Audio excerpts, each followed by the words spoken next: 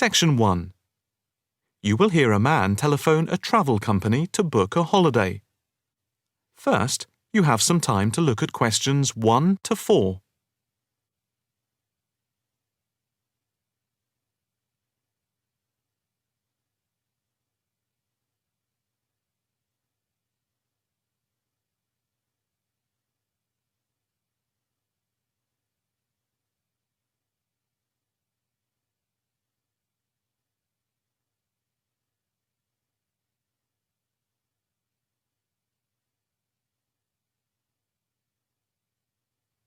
You will see that there is an example which has been done for you. On this occasion only, the conversation relating to this will be played first. Good afternoon. Italia Breaks. My name's Margaret. How can I help you? Hi. I'd like to book a short break in Italy. Hotel and flights combined. Anywhere in particular? Yes, Venice if possible. The holiday destination is Venice. So, Venice has been written in the space.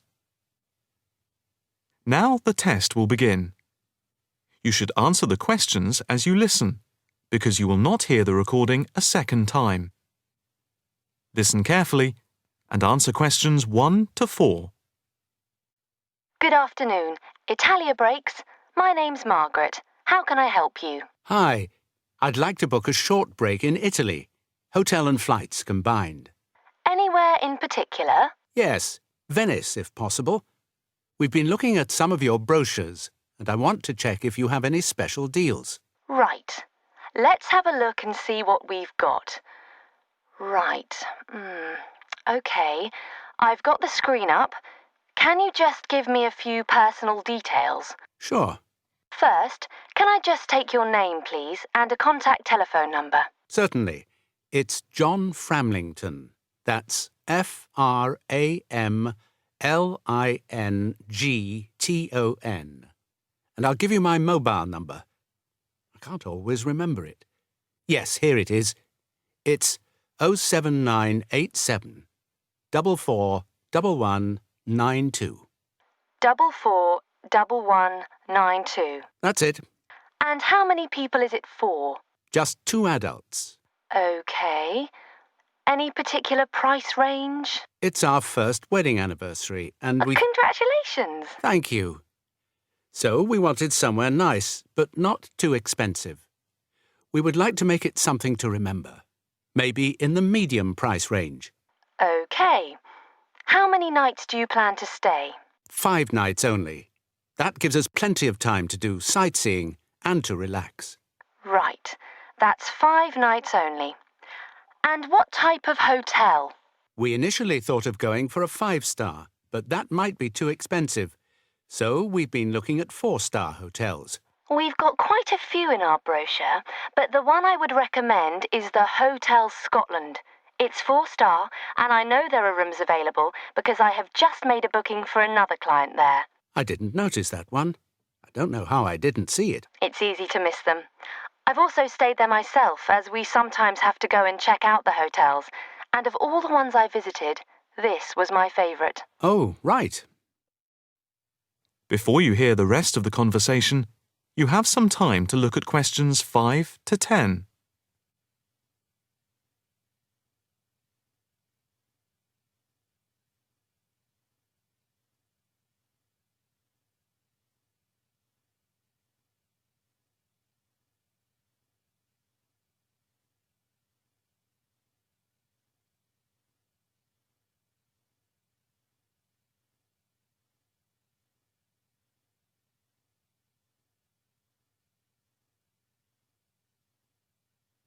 Now listen and answer questions 5 to 10.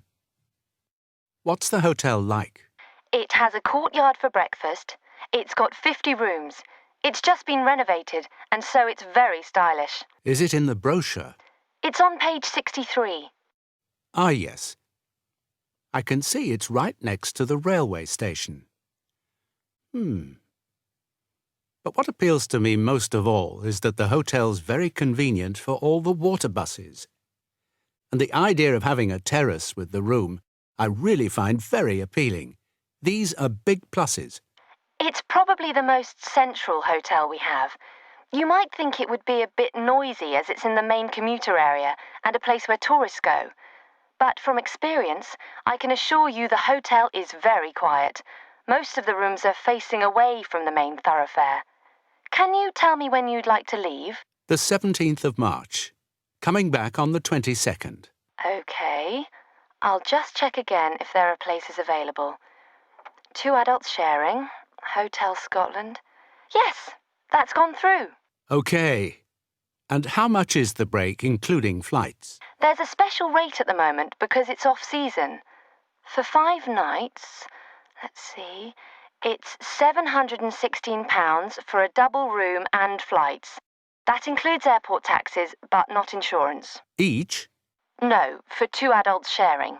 That doesn't sound too bad at all. What reductions do you have at the moment? Well, if you make the booking before the 17th of February, you get a further 15% reduction, subject to availability. That's a big saving. Yes, it makes the price very reasonable indeed. Do you need travel insurance? Yes, I suppose we better had. For 7-day cover for both of you, it's £17.88. OK. Do you want to book today? I think we should, but can I just check with my wife? Can you hold the booking for me? I can hold it until 1 p.m. OK, that's fine. I'll get back to you immediately. I'll just give you a reference for the reservation. OK. It's FAPSJM15. Thanks. I'll get back to you as soon as I can, and definitely before 1 p.m. This is too good an offer to miss. That is the end of section 1. You now have half a minute to check your answers.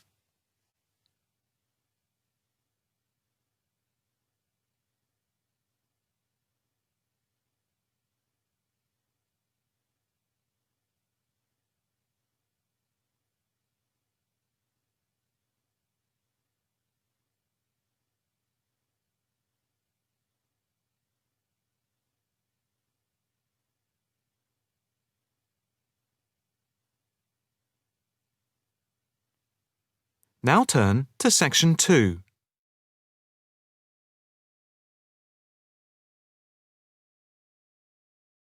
Section 2. You will hear a talk by a counsellor on plans for the development of an old industrial site. First, you have some time to look at questions 11 to 13.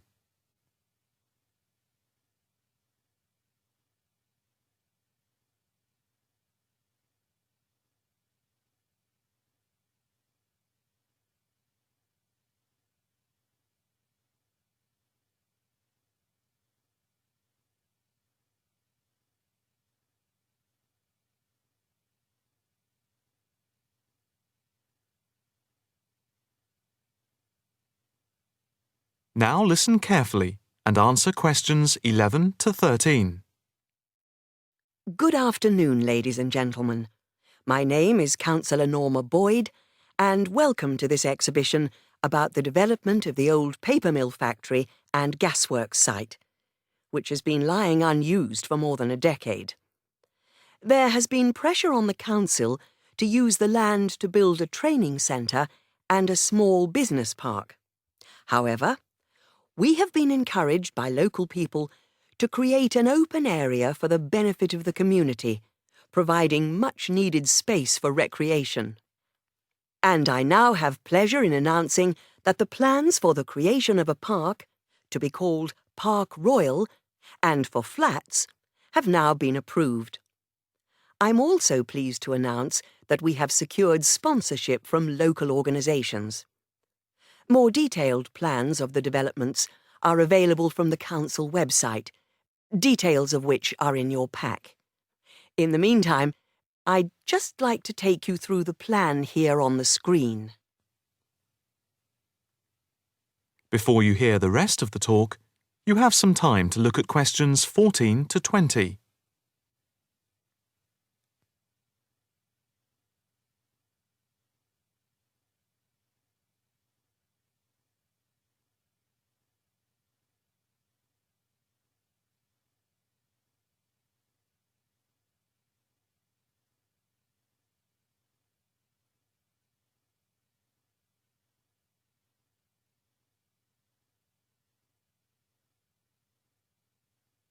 Now listen carefully and answer questions 14 to 20.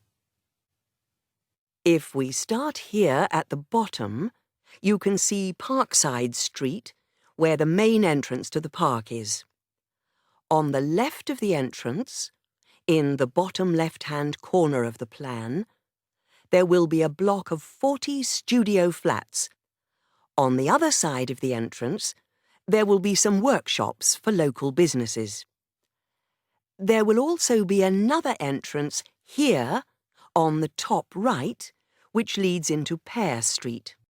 Here, in the centre of the park, we will have an ornamental lake with paths radiating north, south, east and west to the different areas of the park. In the top right-hand corner, just by the Pear Street entrance, there will be a large sports area with 2 football pitches and 4 tennis and volleyball courts. Just here, beside the pitches, on the same side of the path, will be an outdoor swimming pool. Now, in the top left-hand corner, a walled flower garden is planned with a rockery and a water feature with walkways, seats and lots of shady areas for the summer. Next to this, a sculpture garden is also planned. Now, let's see.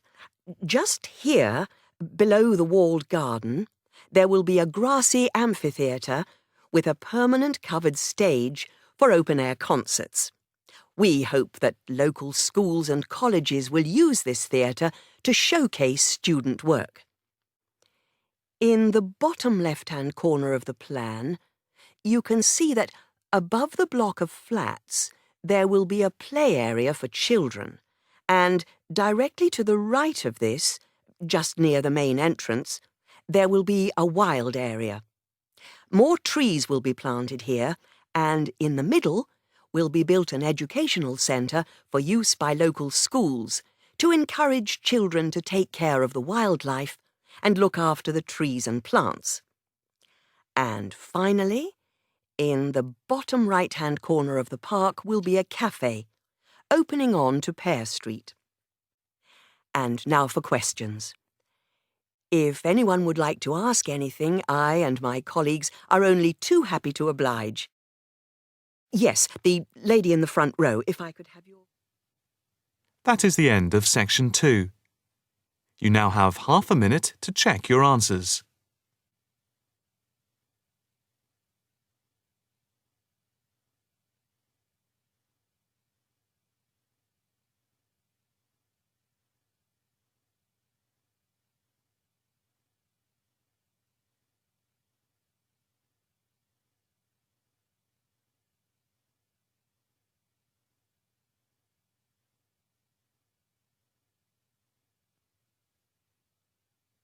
Now turn to section 3.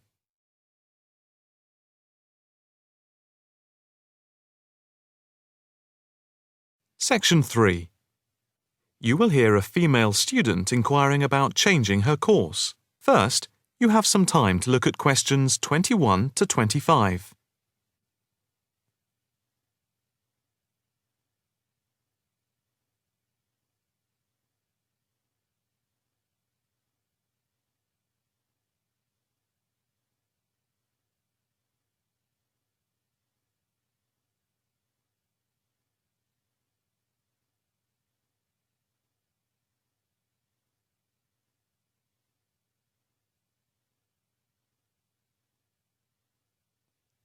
Now listen carefully and answer questions 21 to 25. Hi, my name is Rosanna McLaren. I'm a bit early, but I have an appointment to see the assistant registrar, Andy Matthews, at 10 a.m. Hi, I'm Andy Matthews. Nice to meet you. Nice to meet you. My tutor advised me to come to see you about changing my course. Yes, I've had an email from your tutor, David Vine. Let me just call it up. Here we are.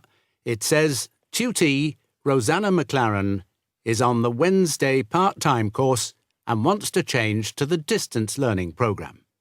Have you any problems with the course itself? Oh no, I love it. I think the course is really worthwhile. The theoretical sessions once a week on Wednesday from 10 a.m. to 3 p.m. are really good. You have 2 2-hour sessions then? Yes, that's it. And I have to say, I think the practical session from 4 through to 9 in the fashion workshops are also good fun. But I am finding it all very tiring, and it makes me too exhausted for my work on Thursdays and Fridays. You work the other 4 days of the week. Yes, and some Saturdays. I see. So, what do you want to do? I'd like to change to the program with the distance learning component instead of the Wednesday sessions. Yes, that is a possibility. I see from your tutor, Dr. Vine, that he has no problem with this, but you realize it's possible you'll have a different tutor.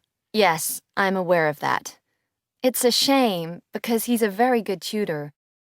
What do I need to do now? First, we just need you to fill in this transfer form and the claim form for the reduction in fees. Oh, I didn't realize it was cheaper. Oh yes, it's £1,000 less a year. It gets even better. Can I start the distance learning program from now? I don't see why not. I just need to get a signature from your tutor, which should take only a short time. I'll email it to him now, and then he can sign it and put it in the internal mail. Okay. But I also need to go through with you what is involved in the distance learning program to make sure you are clear about everything. Well, I understand I attend the weekend course once a month, and that I can book a bench in the fashion workshop at any other time. You have a computer at home for the distance learning? Oh, yes. I have the necessary equipment for making video calls over the internet already. It's the flexibility of the distance learning over the internet that is very useful. And what makes it even more interesting is that I don't have to spend a lot of time traveling to and from the university on the Wednesday. I can adapt it to my own routine, as I will be able to do the theory over the internet from home when I want. The same is true of booking a tutorial online using Skype. Yes, it is amazing, isn't it? It's in its infancy, but it's been up and running for a year now, and it's going rather well.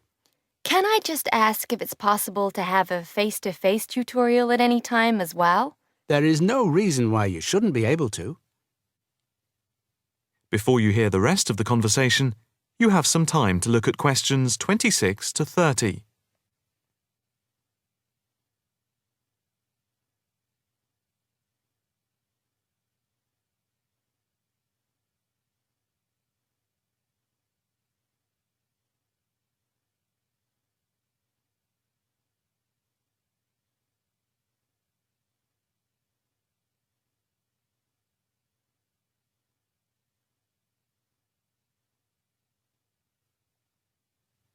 Now listen carefully and answer questions 26 to 30.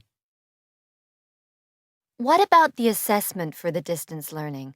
I take it that it's the same as for the other program? Let me see. Each month you are expected to keep a written course diary and to present a seminar paper, and at the very end of the course there will be a written exam which will account for 30% of the total marks. What about the coursework? How much does it account for? The design portfolio, which you need to present at the end, accounts for 50%. I would point out just one thing, and that is that on the distance learning program, some tutors like to see the design portfolio twice each term to make sure you're on the right track. But of course you can take it in at any time to show your tutor. And as part of the assessment for the portfolio, you have to present at least one fashion item at a fashion show at the end of the course. Is there anything else? No, that's it. Thank you for all your help. No problem. Hope it all works out well for you now. That is the end of section 3. You now have half a minute to check your answers.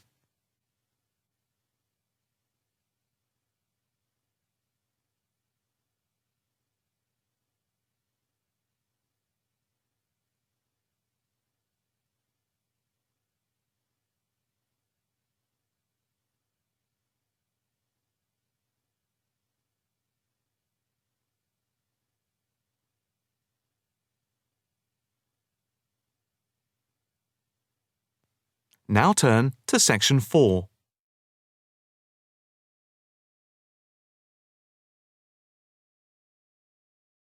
Section 4. You will hear a talk on the effect of architecture on people's mood. First, you have some time to look at questions 31 to 40.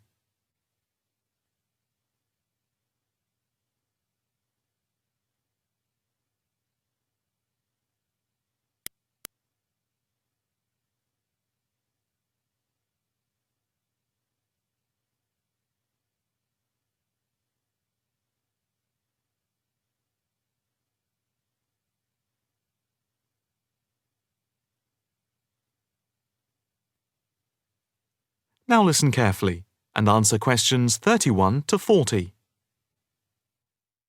My group has been doing a project on the importance of architecture in people's lives and whether it has any impact on the lives of people in general. The main part I have played is in the collection of data to find out what effect, if any, various buildings have on people's mood, i.e., whether ugly buildings make people unhappy and whether beautiful buildings do the opposite. We had originally thought of starting measuring people's reactions by using a questionnaire with about 40 questions, which we were going to hand out to people, including students at the university. But we were worried that doing the questionnaire would be too time-consuming for people to fill in, so we gave up the idea. I then asked several of the postgraduate students for advice. One of them came up with the simple idea of showing people images of various buildings from different eras and styles, instead of giving out the questionnaire, and asking them to indicate how they felt on a scale of 1 to 5 about the images, where 1 was unhappy and 5 was very happy. People would also be given the option of not saying what they felt. Using the scale meant that it would be much simpler to record people's reactions. I decided to follow this advice, and so the first stage was to collect a large number of images. I used Google to print off colour images of views of houses and apartment blocks where people live, and different types of buildings where they work. I started with about 30 or 40, and then reduced them to 10 images. Media resources in the Amory building at the Judd Street branch of the university helped me produce the final images. I had them blown up to A4 size, and we used colour rather than black and white to make the detail on the images clearer. We made 5 sets of images, and for protection when handling, we pasted the images onto hard card. Then, using a machine to wrap them with plastic, we laminated the cards. 5 of us targeted different age groups. We went to a local school where we obtained permission to ask a group of teenagers between 11 and 18. We also asked a sample of the general public, including tourists from all over the world, as they exited the Tate Modern in London, what they thought. We aimed to ask people from different age groups, namely 20 to 40 and 50 and over.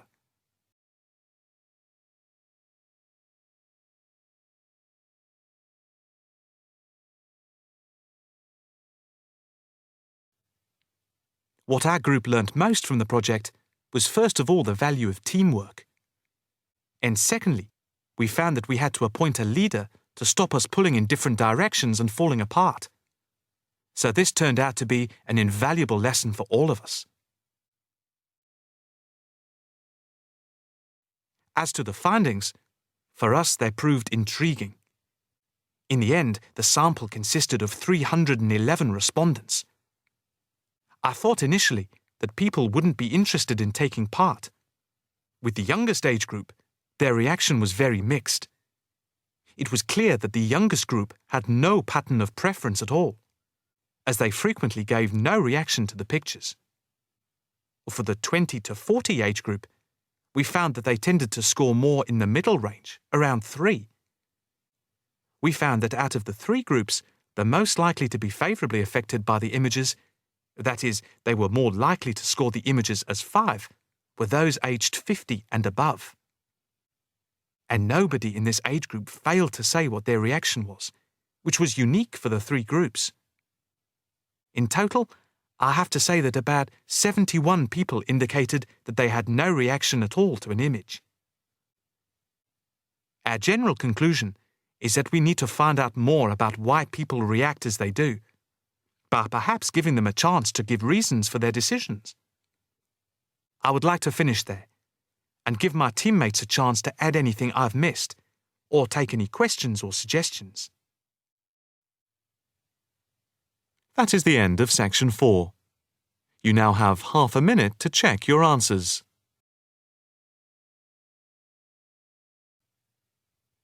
That is the end of the listening test.